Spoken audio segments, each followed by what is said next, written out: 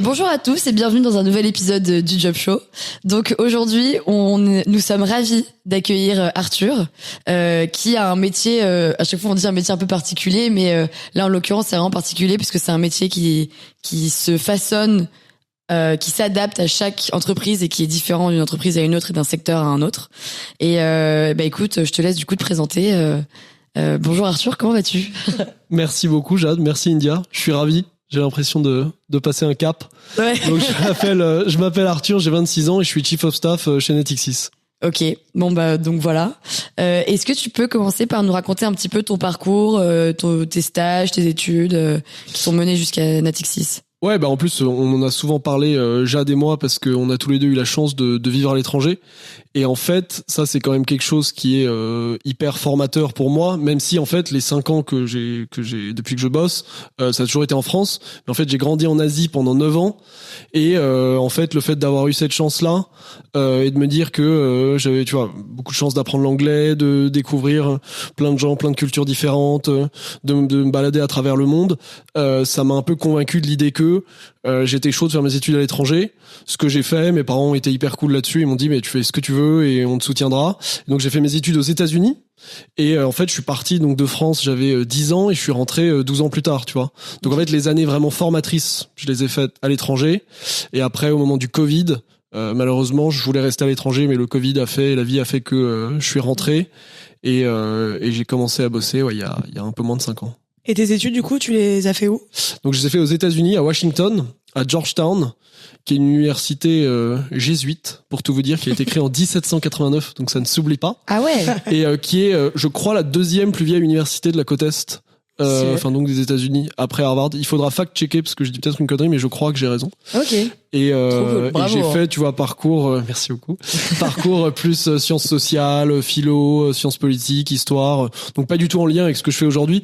Mais pour le coup, ça, pour tous ceux que ça intéresse, c'est la force du modèle aux États-Unis. C'est qu'en fait, tu prends, je sais pas à quel point vous êtes familier avec le truc, mais en fait, aux États-Unis, quand tu fais tes études, ça fait 4 ans, donc de 17 à 21 en gros. Et en fait, la plupart des gens ne font pas de master direct. Et donc ils commencent à bosser direct, mais les employeurs, pour eux, c'est pas un sujet que t'aies fait de la philo. Si tu veux bosser dans la finance, dans l'industrie, dans le conseil, dans plein de trucs différents. Bon, après si tu veux être médecin ou avocat, évidemment la question est quand même plus ciblée. Mais à part ça, pour la plupart des jobs, c'est beaucoup plus fluide là-dessus. Ouais. Et j'avoue que j'étais assez attiré par ça. Ouais, c'est le modèle anglo-saxon qui est top, qui est vraiment génial pour ça. Tu peux faire des études d'histoire, un bachelor d'histoire et faire après un fonds d'investissement par exemple. Ouais, donc, exactement. C'est vraiment top. Et donc du coup, comment est-ce que, parce que Georgetown, nous on connaît ça quand même, c'est une université assez prestigieuse. Bravo d'ailleurs d'être rentré dedans. Et donc comment ça se passe? Comment t'es arrivé à postuler à Georgetown et comment est-ce que t'as vécu son expérience là-bas? En fait, alors ça c'est assez personnel, comme dans toutes ces histoires-là, je pense. Mais moi, j'ai grandi avec un père une mère. Ils sont tous les deux 100% français. Mais mon père a grandi à l'étranger, en Angleterre et aux États-Unis, et il nous a toujours, on parle franglais à la maison. Mon père, on parle français, anglais avec mon père et français avec ma mère. La plupart du temps, il nous a quand même vachement incité, ma sœur et moi, à nous tourner vers les pays anglo-saxons pour faire nos études. Et lui, ayant grandi aux États-Unis, ayant adoré ça, c'était surtout, une orientation vers les États-Unis. Et donc, quand j'avais 16 ans, quand j'étais en première, il m'a dit, écoute, Arturo, mon petit surnom, c'est Arturo, on va faire 2 semaines, si tu veux, on passe 2 semaines père-fils sur la côte Est américaine, on visite toutes les universités que tu veux, et voilà, tu me dis ce que t'en penses. Donc en fait, on a fait un road trip, premier road trip père-fils aux États-Unis quand t'as 16 ans, c'est quand même un truc de dingue. C'est fou. Et on est parti du haut de la côte Est, on est descendu jusqu'en Caroline du Nord. On a vu 20 universités en 15 jours, et je suis tombé absolument amoureux de Georgetown, et je suis arrivé là. Et j'ai dit à mon père, mais c'est pas que je veux être là, c'est qu'en vrai j'ai besoin d'être là. C'est-à-dire que si je vais pas dans cette université, je prends ma retraite et je vais pas faire d'études. J'ai besoin d'être là-bas. Et coup de cœur pour une école, c'est marrant. Le truc, c'est que j'étais absolument fanat de politique et de pas mal de cursus qui étaient, de potentiels cursus qui étaient extrêmement ciblés et assez connus à Georgetown.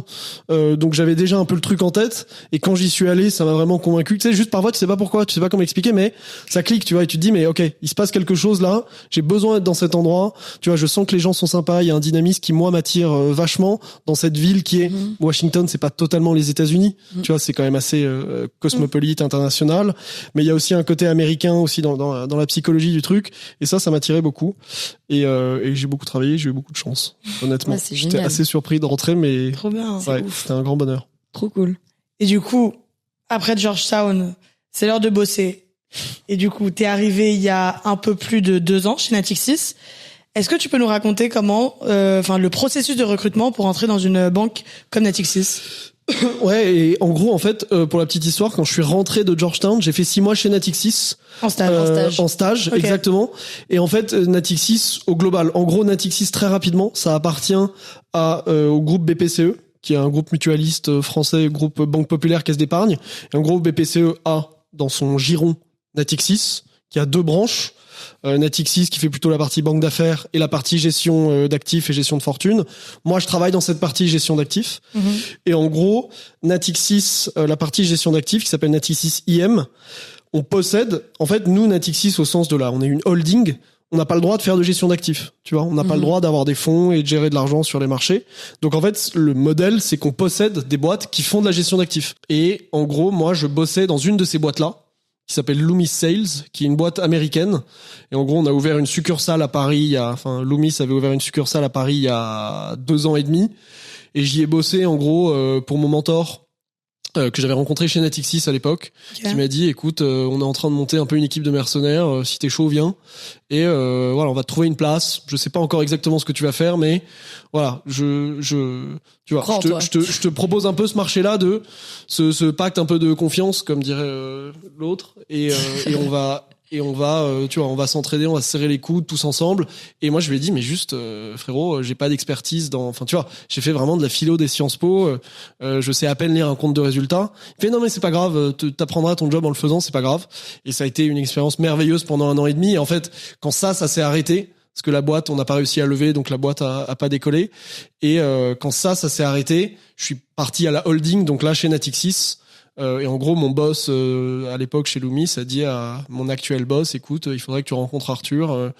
Donc t'es passé un peu entre les mailles pour le vrai processus de recrutement. Exactement. Okay. Et en fait, moi, c'est via ça, c'est en bossant chez un des affiliés que j'ai pu monter à la holding.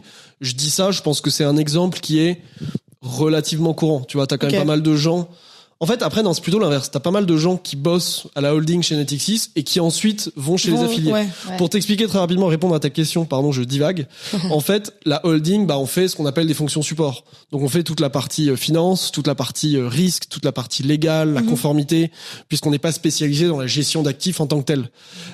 Donc, le processus, en fait, c'est plutôt, souvent, en fait, c'est des gens qui sont experts de leur sujet. C'est-à-dire que si t'es juriste, tu vas candidater au poste dans un poste de juriste dans telle équipe juridique chez Natixis, même chose si t'es expert de la conformité ou des risques, c'est plutôt des jobs d'expertise. Et donc tu vois, c'est typiquement, t'as beaucoup de gens qui sont recrutés en sortant d'école parce que t'as des school fairs, je sais pas comment tu dis ça en français, sorry.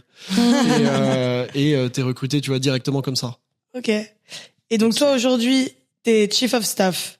Chief of Staff, c'est un nom, j'ai l'impression qu'on l'entend un peu partout, mais on sait pas vraiment ce que ça veut dire.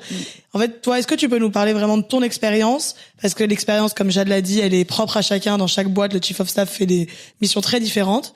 Qu'est-ce que c'est vraiment être Chief of Staff? Et toi, justement, qu'est-ce que tu fais en tant que Chief of Staff? Le fait est que, c'est vrai qu'en fait, moi, quand on m'a dit, écoute, il y a potentiellement ce job de Chief of Staff, à la direction générale de Natixis IM, qu'est-ce que t'en penses? Je dis, mais en fait, les gars, qu'est-ce que ça veut dire Chief of Staff? En fait, t'as plein de gens, typiquement, sur le marché, qui arrivent même pas à s'entendre sur, quelle est l'appellation. Tu vois, moi, il y a des gens chez Natixis qui disent que je suis chargé de mission. Je pense que c'est un terme qui parle un peu plus. Des gens qui, tu vois, plus dans le côté administratif, qui disent c'est plus genre chef de cabinet. Des gens qui disent Sherpa, parce que ça fait chic de dire Sherpa. En gros, en fait, c'est vraiment, mon travail, c'est de faciliter la vie d'une personne, en l'occurrence ma boss, qui est directrice générale adjointe et qui a un portefeuille en gros d'attributions qu'elle doit gérer au sein de la boîte. Donc elle gère tout ce qui est la finance, la stratégie, le risque, la conformité, le juridique. Et donc tout ça, ça relève de son périmètre à elle. Et mon job, c'est vraiment de l'aider au quotidien sur le suivi des projets stratégiques, sur tu vois la préparation de certaines réunions depuis pas mal d'événements, la crise, etc. La réglementation bancaire fait qu'il y a plein d'instances que tu es obligé de faire, des comités des risques, des conseils d'administration, des trucs comme ça. Donc tu l'aides à préparer des trucs comme ça. T'es son bras droit en fait. Et je suis vraiment c'est bras droit du CEO en gros. Enfin ouais, c'est vrai que notamment dans le monde de la tech, les startups et tout, les gens disent bras droit du CEO. Donc c'est un peu ça. Putain, c'est ouf. Ouais. Et pourquoi tu dirais que le métier de chief of staff est vraiment propre à chaque expérience et parce que la relation avec la personne est différente, les missions sont différentes. Enfin, toi, t'as, comme tu nous avais dit, t'as une pote qui est chief of staff aussi dans une autre boîte, mais elle fait pas du tout les mêmes missions que toi.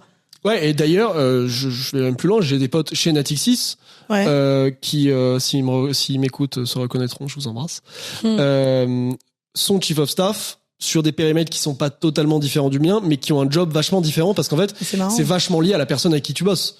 Et donc en fait, c'est ça, ouais. Tu vois, de quoi est-ce que la personne avec qui tu bosses a besoin? Je te donne un exemple. Quand moi, je suis arrivé pour faire l'entretien avec ma boss actuelle, elle m'a dit, écoute, voilà, je suis à un stade de ma carrière où, bah voilà, maintenant je dirige une boîte. J'ai jamais eu, en gros, vraiment de chief of staff, même si j'ai eu beaucoup d'équipes dans ma carrière, des gens auprès de moi, etc. Mais j'ai jamais eu de chief of staff à proprement parler. Et là, j'ai envie, tu vois, d'avoir un jeune, de lui apprendre des trucs, de le hisser un peu avec moi. Et donc, je te propose un peu ce contrat-là de, moi, j'ai jamais fait ça en tant que boss, donc il va y avoir des ajustements. Toi, t'as jamais fait ça. Et moi, je lui ai dit, alors attends, je te préviens. En plus, elle est comptable de formation, donc hyper carrée sur tout ce qui est financier, trucs comme ça. Je lui dis, moi, je suis pas du tout un expert. Je comprends, tu vois, dans la globalité des choses. Mais là, je vais me retrouver dans une situation où je vais bosser qu'avec des experts. Est-ce que, tu vois, je manque pas de légitimité là-dessus, tu vois, et de bosser, tu vois, avec un directeur des risques qui, en vrai, bosse dans les risques dans la gestion d'actifs depuis 30 ans. En vrai, Arturo, 25 ans, tu vois. Bon. Et en fait, elle me dit, non, mais ça, c'est pas grave, tu l'apprendras et je serai là pour t'aider. On va faire le truc à deux. Et quand je suis arrivé, le premier jour, elle me fait, bon, voilà, tu t'assieds là, à côté de moi. Et donc, en fait, on partage un bureau et on est ensemble. Et donc, en fait, on se renvoie la balle toute la journée. Et autant vous dire qu'elle a vraiment, tu vois, pas le temps et qu'elle elle a quand même une vie délirante professionnellement sur le nombre de choses qu'elle doit faire. Et elle a quand même été assez généreuse pour me dire, tu vas te mettre avec moi, tu me poses toutes les questions que tu veux, on se parle toute la journée. Et donc, on a un vrai rapport de proximité.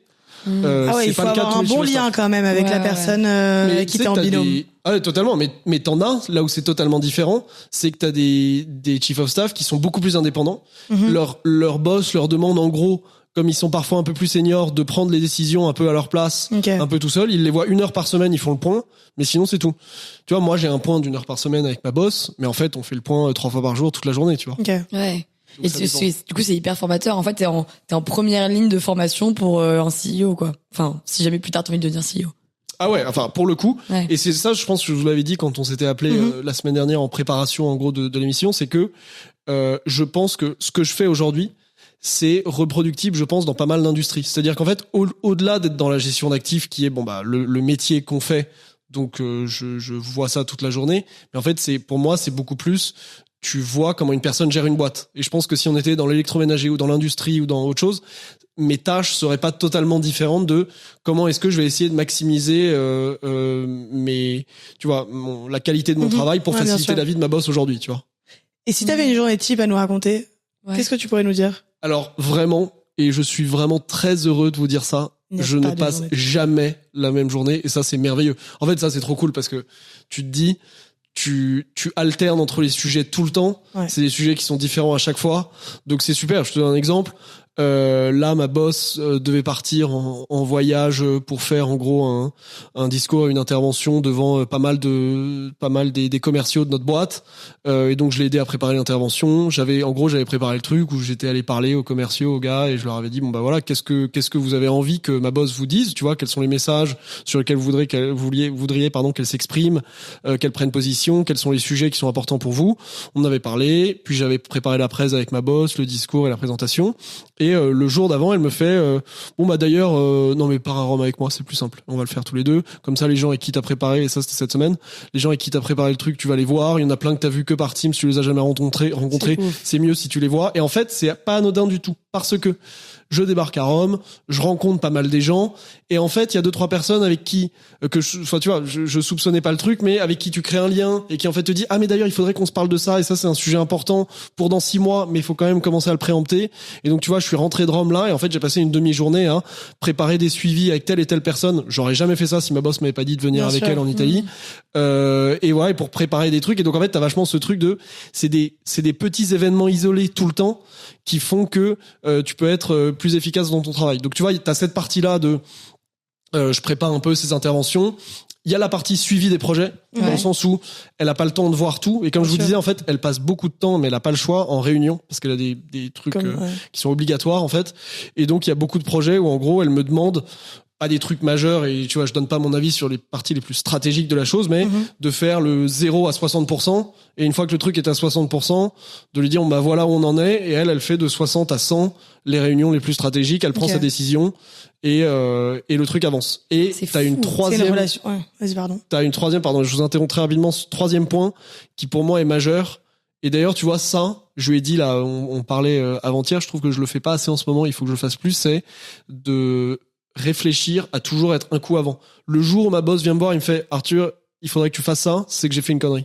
C'est parce qu'en fait, si j'ai pas préempté le truc et j'ai pas préparé en me disant, elle va vouloir, tu vois, ce truc, cette échéance arrive, elle va vouloir qu'on prépare un truc. Si elle arrive et qu'elle perd le temps de me dire, Arthur, il faut qu'on prépare ça, c'est que j'ai pas bien fait mon travail. Et donc, il y a beaucoup de ma réflexion qui est là-dessus, et de lui envoyer des mails, des textos, des trucs en lui disant, tel et tel truc, je te propose qu'on fasse ci, je te propose qu'on fasse ça, voilà les 3 options que j'ai en tête, quelle décision tu veux qu'on prenne. Donc, ça, c'est hyper cool, parce que c'est hyper stimulant. Et à la fois t'as une prime au gagnant là-dessus, parce que c'est toujours sympa de te dire que t'as réussi à faire ça, et à la fois si tu le fais pas, ça peut être potentiellement emmerdant, tu vois. Ouais, mais je trouve ça ouf que t'aies cette vision-là, parce que moi je me revois pendant mes stages où moi justement je me cachais pour pas que ma boss me donne du travail. Ouais, vraiment. Et ton cerveau ne s'arrête jamais en fait dans ton taf. Mais c'est trop bien, c'est exactement la mentalité qu'il faut avoir. Mais d'ailleurs, mais donc aussi ça demande quand même un certain nombre de compétences, et donc si jamais tu t'avais un peu pas des conseils, mais quelles compétences sont nécessaires d'après toi pour faire ton métier ou pour être chief of staff de manière générale? En fait, je pense qu'il y a ce truc de, en fait, c'est pas du tout un job qui est, et je pense qu'on peut, on pourrait le penser à tort, mais c'est pas du tout un job qui est fait pour quelqu'un de très entre guillemets carré, un peu premier de la classe, un peu bon élève. J'étais pas du tout une star à l'école, mais j'ai toujours été bon élève et ça se passait bien, et j'ai toujours fait ce qu'on m'a dit de faire, j'ai toujours bien écouté en classe, et j'étais un peu le bon petit soldat qui dit oui, on lui donne une tâche, il le fait.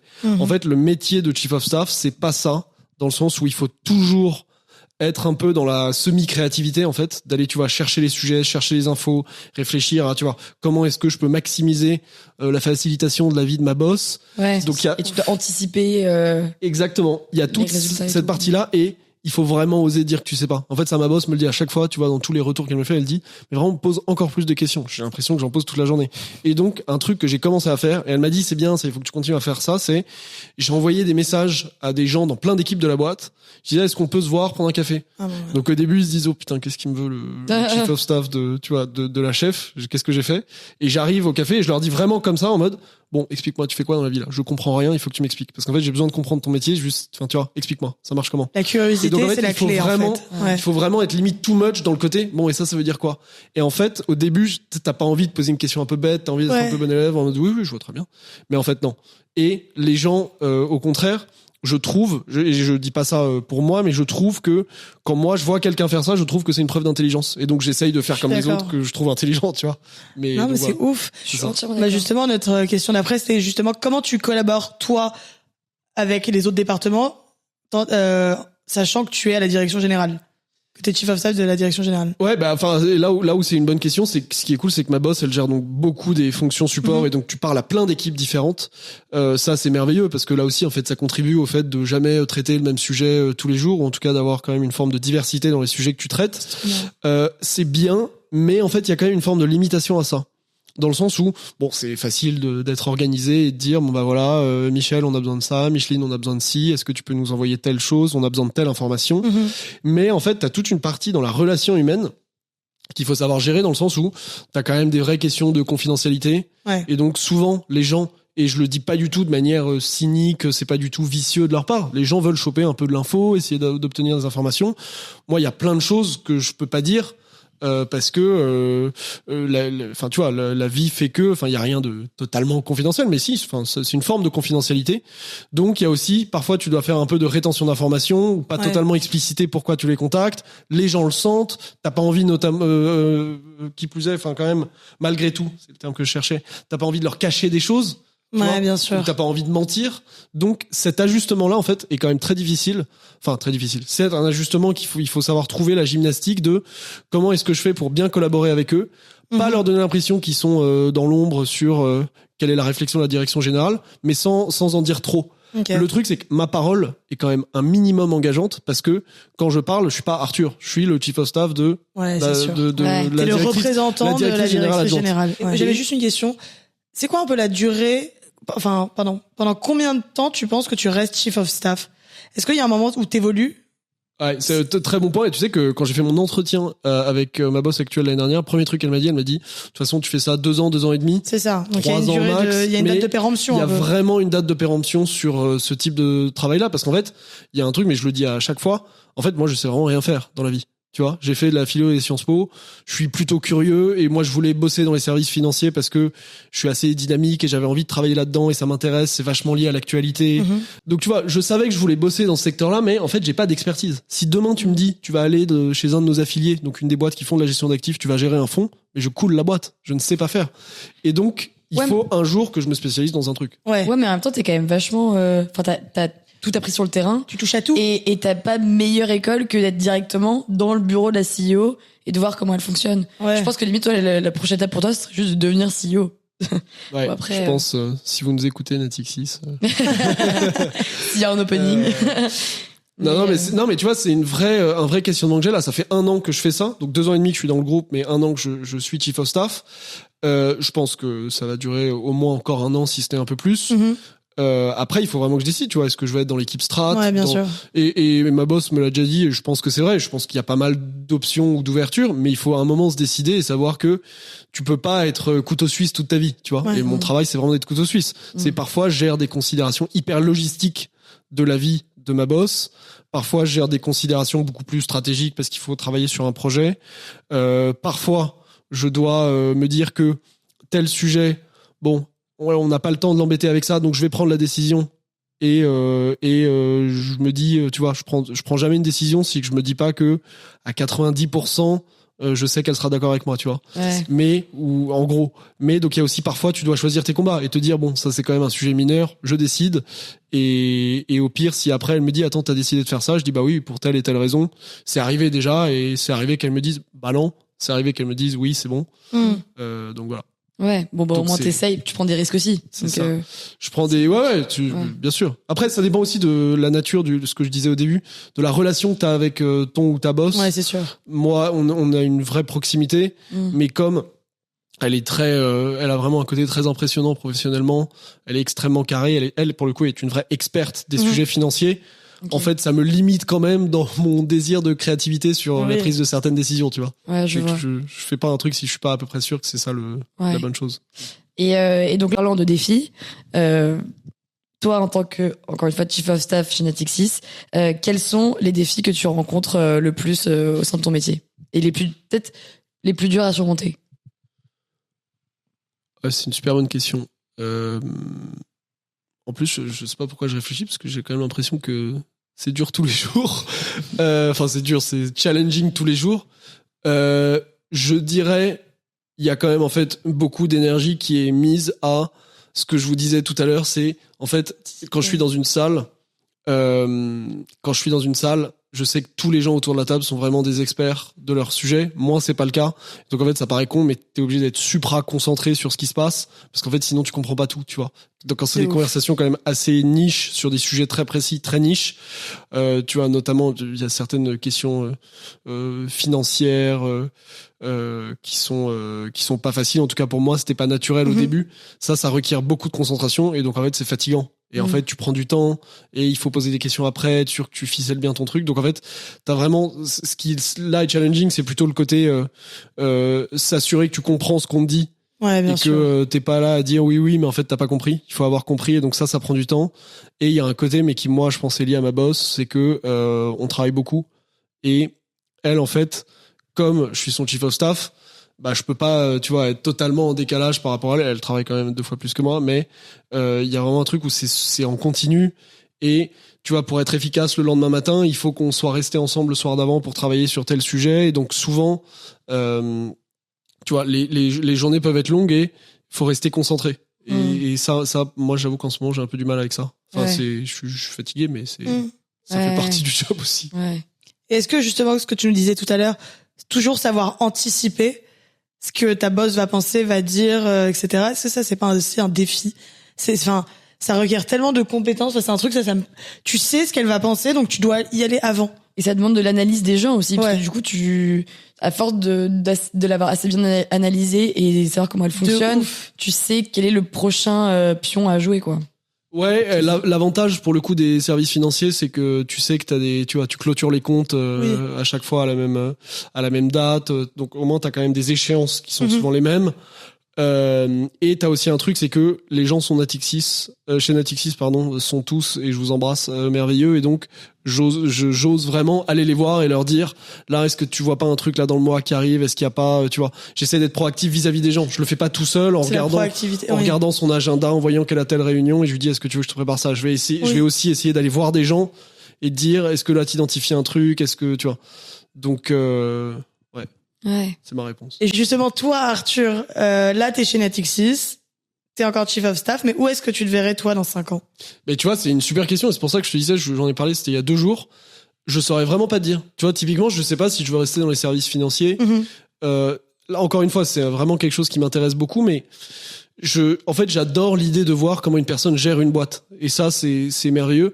Après, si tu me dis quelles sont, tu vois, les passions professionnelles que t'as, tu vois, moi, j'adore le sport, et donc le monde, typiquement, de l'investissement dans le sport, c'est un truc qui m'attire beaucoup. Tu vois, notamment le private equity, et c'est une industrie qui est vraiment en explosion, notamment en Europe. C'était plus en Amérique du Nord, maintenant c'est en Europe.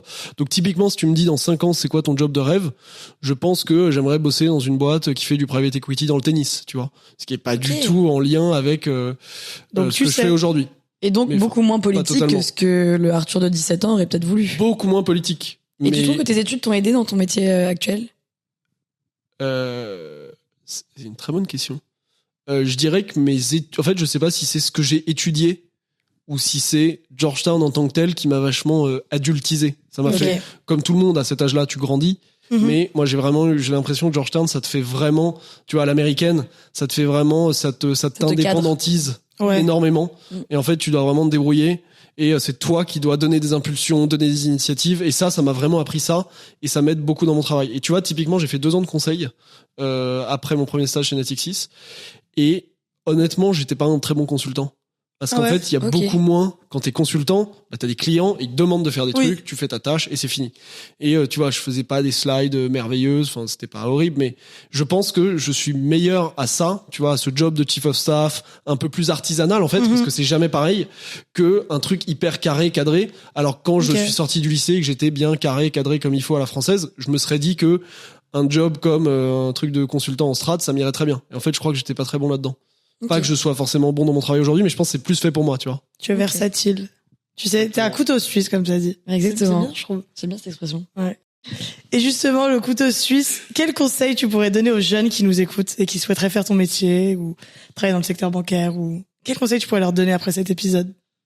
C'est une très bonne question. Je dirais, en fait, ça revient quand même à cette idée de la proactivité et de la curiosité. C'est en fait, moi, tu vois, il y a les gens qui viennent vers moi, qui me disent, est-ce qu'on peut parler de ce que tu fais? Est-ce que, preuve, je suis là. Non, mais est-ce qu'on peut parler de ce que tu fais? Est-ce que, tu vois, typiquement, on avait pris un stagiaire l'été dernier qui a été top parce qu'il posait des questions toute la journée. Et en fait, un peu plus, je lui dis, Alban, salut Alban. Alban, j'en peux plus, mais en fait, il a totalement raison et c'était génial. Et donc, je dirais, en fait, c'est vraiment, je suis mais totalement unanimement convaincus, j'ai l'impression de faire un discours politique, que t'apprends ton job en le faisant en fait. À part si t'es encore une fois médecin ou avocat, et là t'es obligé de faire des études ciblées là-dedans. En fait, d'apprendre son travail en le faisant, en fait, il faut juste poser des questions et il y a pas de secret, il faut juste travailler dur aussi. Oui. Mais en fait, c'est vraiment pas plus compliqué que ça. Mais tu ne réalises pas le peu de gens qui sont comme ça. Ça paraît tout con, mais en fait, je vous le dis, les gars qui nous écoutez, soyez proactifs, posez des questions. Et montrer un réel intérêt. Les gens sont, en fait, la nature humaine, les gens, quand tu leur poses des questions et tu t'intéresses à eux, ils sont quand même ravis de parler de ce qu'ils font parce qu'ils aiment bien leur travail et que les gens sont plutôt sympas d'habitude et donc ils te répondent. Donc, faut pas avoir peur de déranger. C'est basique, mais faut vraiment pas avoir peur. On m'a jamais pas répondu quand j'ai posé une question. Ouais. Non, c'est vraiment vrai. Non, mais je suis d'accord et je pense que la proactivité, ça vaut pour tout le monde. Faut pas avoir peur, rester dans son coin, en fait, faut se donner. Si tu veux réussir, faut se donner dans le taf. Enfin, je pense qu'il y a pas de secret. Ouais, et on dit souvent que les jeunes sont fainéants, mais en fait, je pense pas que les jeunes soient fainéants, mais je pense que c'est vrai qu'on manque de proactivité. Et je me demande si c'est pas aussi lié au fait que maintenant, on a un peu tous sur un plateau d'argent, tu vois, avec Internet, encore une fois, avec l'IA, on en parlait tout à l'heure. Mais vu que tout est, enfin, on a plus besoin de réfléchir, en fait. Parce que tu prends ton téléphone et t'as tout dessus. Et donc, du coup, ça ne te pousse plus à dépasser tes limites. Mais la proactivité, c'est vrai que je trouve que c'est le bon à employer. Ouais, non, mais totalement. Et tu vois, quand j'ai commencé ce job, mon mentor, qui s'appelle Stéphane et que je salue, m'avait dit, l'avantage que t'as de bosser chez Natixis, c'est que tu vas être dans une équipe qui est, donc encore une fois, hyper experte et hyper cadrée, et donc utilise ça à ton avantage. Tu vois, mets-toi dans le dur, apprends des trucs que tu sais pas faire. Bien sûr. Ça, je l'ai dit à ma boss plusieurs fois. Et là, récemment, on travaillait sur un projet, en gros elle a dans ses attributions, elle a le M&A, les fusions-acquisitions, donc le fait d'acheter ou de vendre des boîtes dans la galaxie Natixis. Et on travaillait sur un projet de M&A. Et je lui dis, bah, tu vois, moi, j'aimerais vraiment apprendre à travailler sur un business plan. Où en gros, tu dis, bon, bah, voilà, on fait des projections en 2028, on va gagner tant, on va avoir tant de coûts, de expenses, etc., de revenus. Et, à un moment, elle analyse, et elle, tu vois, elle a fait de l'audit, ce qui est ce métier-là pendant des années. Et, elle analyse un truc, elle me dit, là, il y a des chiffres qui collent pas. Et elle me dit, bon, bah, tiens, voilà. Tu vas prendre le truc et c'est toi qui vas me dire pourquoi. Et elle avait pas eu le temps de regarder, donc elle avait pas la réponse à ce moment-là.